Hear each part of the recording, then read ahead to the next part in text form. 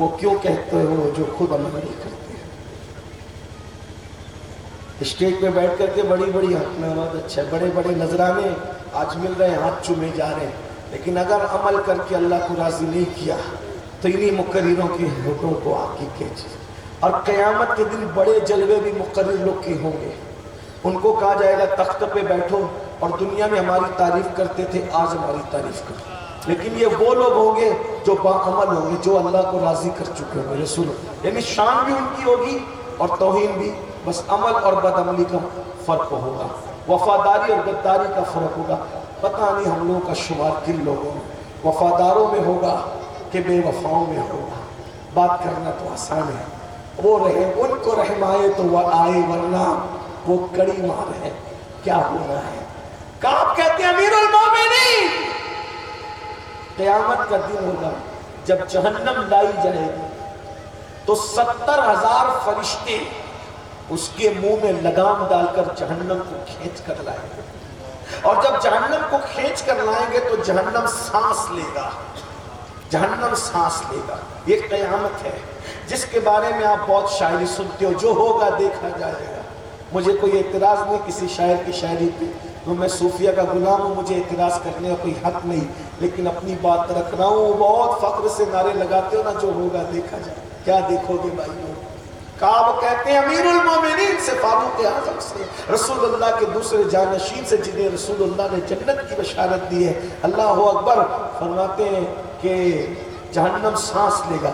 پہلی سانس لے گا تو وہ شرارے بلند ہوں گے کہ لوگوں کی سانسیں رک جائے۔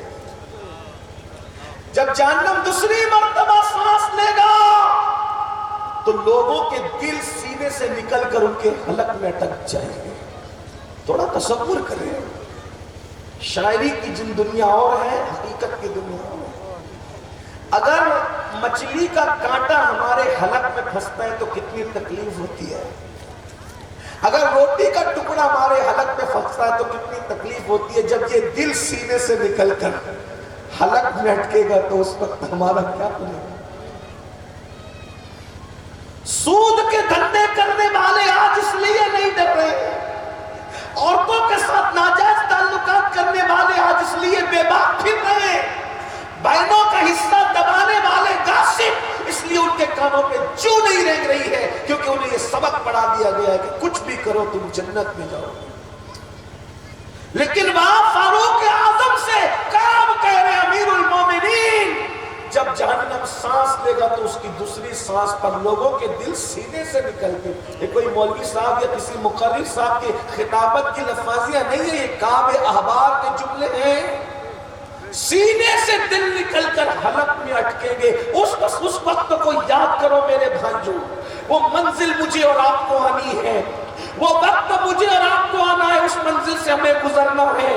راتوں کی تاریکیوں میں نرم نرم گدوں پر لیٹ کر زنا کی فلمیں دیکھنے والوں ذرا تصور کرو، یہ میری بہنیں ولیموں میں بے پردہ چلی، گلیوں میں بے پردہ گھوم رہی ہے، شادیوں میں بے پردہ جا رہی ہے، پوری زندگی کبھی نماز کے لیے میری ماں اور بہنوں کو فرصت نہیں، سیریل دیکھنے کے لیے گھنٹے گھنٹے کا ٹائم ہے، 10 منٹ کے لیے نماز کی فرصت نہیں۔ ذرا تصور میں لاؤ، جب یہ دل نکل کر کے حلق میں، اتنا بڑا دل اتنے چھوٹے سے حلق میں جب اٹکا دیا جائے گا تو کیا ہوگا؟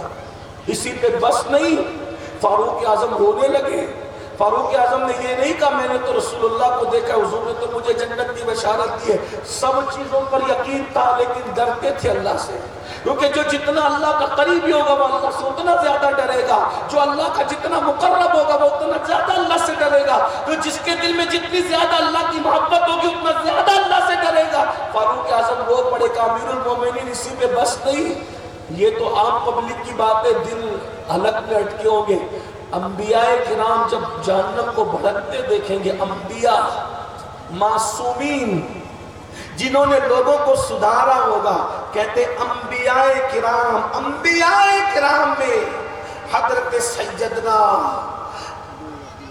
موسیٰ کلیم اللہ، اس منظر کو دیکھ کر، جہنم کی آگ کو بھڑکتا منظر دیکھ کر اپنے گھٹنے زمین پر ٹیک دیں گے اور کہیں گے اے اللہ، تو نے مجھے اپنا کلیم بنایا تھا، تو مجھ سے باتیں کرتا تھا، اور کہتا تھا اللہ اکبر من جانب الطور الایمن وقربناہ نجیہ، طور کے دائیں طرف آ موسیٰ تاکہ میں تجھ سے پیار کی باتیں کروں۔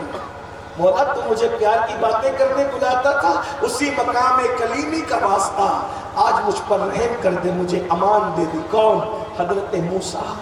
نماز روزے دار کی بات ہی نبی لوگ انبیاء، یہ محشر ہے، یہ میدان ہے جس کے بارے میں قرآن کہہ رہا ہے وَلْتَنْظُرْ نَفْسٌ مَا قَدَّمَتْ لِغَدٍ۔ کیا بھیج رہے اس دن کے لیے؟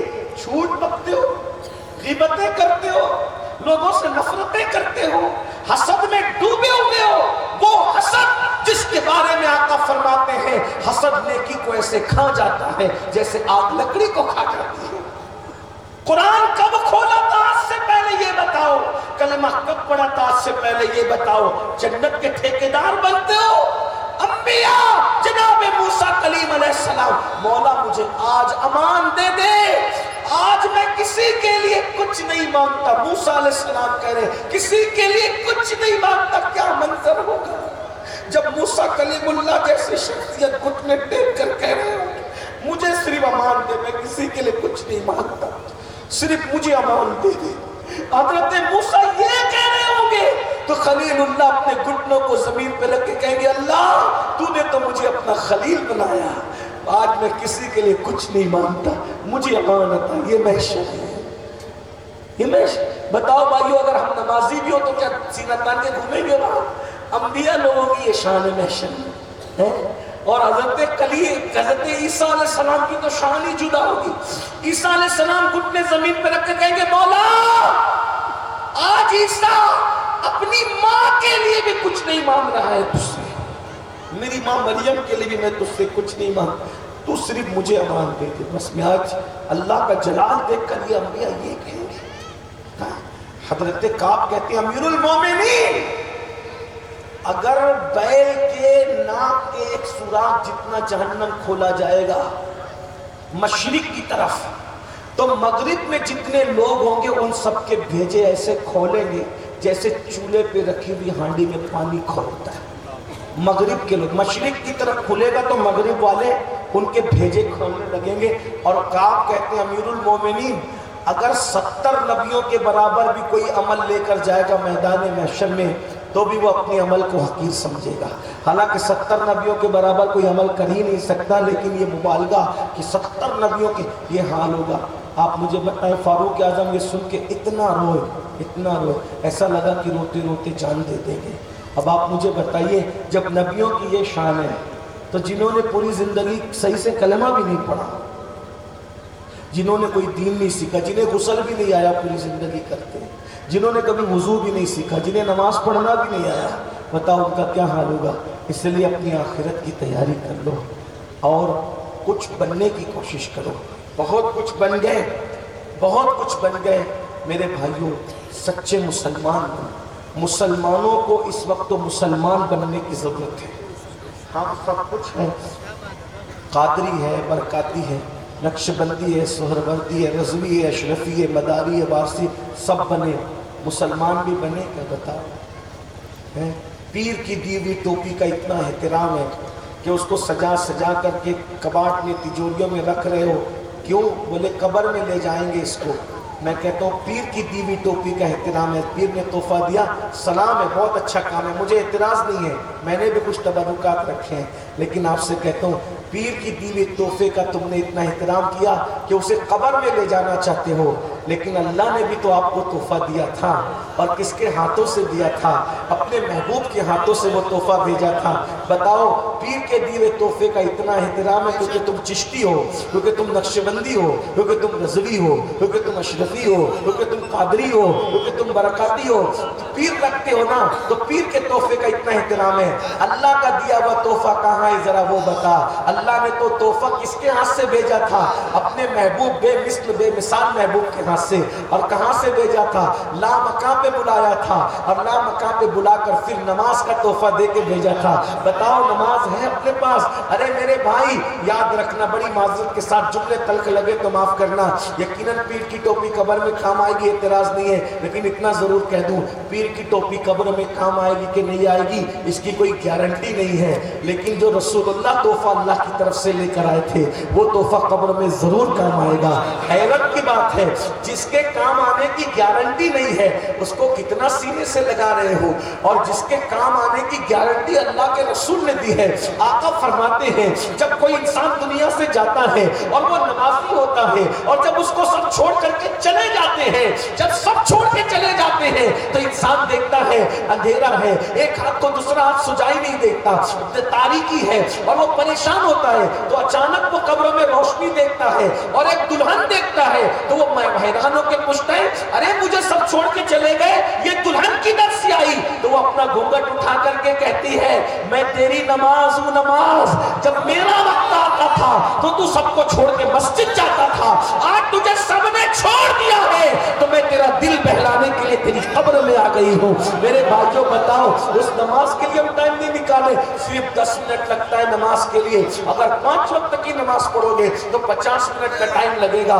لیکن بڑی معذرت کے ساتھ جلسہ کرنے والے والنٹیئر جلسے کی مصروفیت میں مغرب بھی چھوڑ رہے ہیں۔ یہاں کے لوگ کو نہیں کہہ رہا، میں نے نہیں دیکھا، لیکن ایک تجربے کی بنیاد پر جلسہ کرنے والے جلسہ کرانے کے لیے محنت میں عصر بھی چھوڑ رہے ہیں، مغرب بھی چھوڑ رہے ہیں، عشاء بھی۔ جلسے میں آنے والے اتنے شوق سے دور دور سے ہے، کوئی چھترپور سے، کوئی ٹیکم گڑھ سے، کوئی چھاسی سے، کوئی سب ہم خوش ہیں، کہاں سے آئے، لیکن آپ سے